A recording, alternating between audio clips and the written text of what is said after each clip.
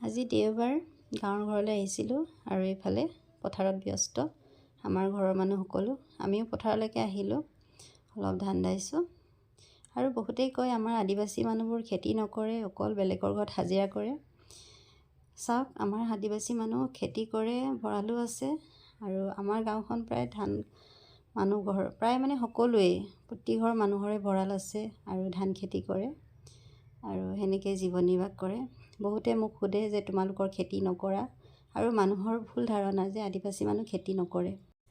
আচলতে অসমত থকা বিভিন্ন জাতি জনগোষ্ঠীৰ মানুহৰ ভাষা বা দোৱানবিলাকহে বেলেগ বেলেগ, কিন্তু থকা খোৱা সকলো একেই।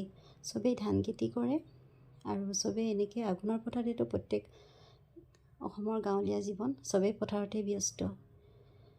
আৰু মোক বহুতে সুধিছিলে, আৰু কিছুমান মানুহৰ ধাৰণা, অসমৰ কিছুমান জনগোষ্ঠীৰ মানুহৰ ধাৰণা যে আদিবাসী জনগোষ্ঠীৰ মানুহে ধান খেতি নকৰে।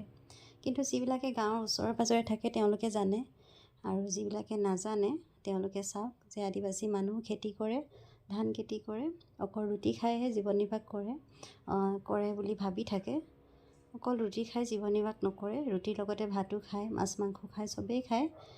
অসমৰ হিন্দু ধৰ্মৰ মানুহবিলাকে যিবিলাক বস্তু খোৱা হয় সেইবিলাক খায়। অৱশ্যে আমাৰ ঘৰৰ পৰিয়ালৰ মানুহে গাহৰি নাখায় আৰু ময়ো নাখাওঁ, আমি চবেই গাহৰি নাখাওঁ। মোক কিছুমান মানুহে সুধি থকা প্ৰশ্নৰ উত্তৰ আজিৰ ভিডিঅ'টোৰ জৰিয়তে পাই গৈছে বুলি মই ধাৰণা কৰিছোঁ, মানে ভাবি লৈছোঁ। আৰু ভিডিঅ'টো চাই কেনেকুৱা লাগিছে জনাব।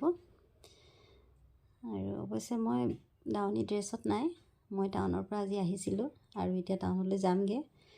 যোৱাৰ সময়তে অলপমান ধান দাইছিলোঁ। মোৰ এটা ফেচবুক পেজ আছে, গতিকে মই তাতে ভিডিঅ'ৰ জৰিয়তে আপোনালোকক সুধি থকা প্ৰশ্নৰ উত্তৰ দিলোঁ। আৰু এইফালে ছোৱালীয়ে পেপা বনাই দিব লাগে, গতিকে অলপ পেপা বনাই দিছোঁ। আমিও যেতিয়া সৰু হৈ আছিলোঁ, আমাকো আমাৰ মা দেউতাই বা আমাৰ খুৰীহঁতে পেপা বনাই দিছিলে, আমি পেপা বুজাইছিলোঁ।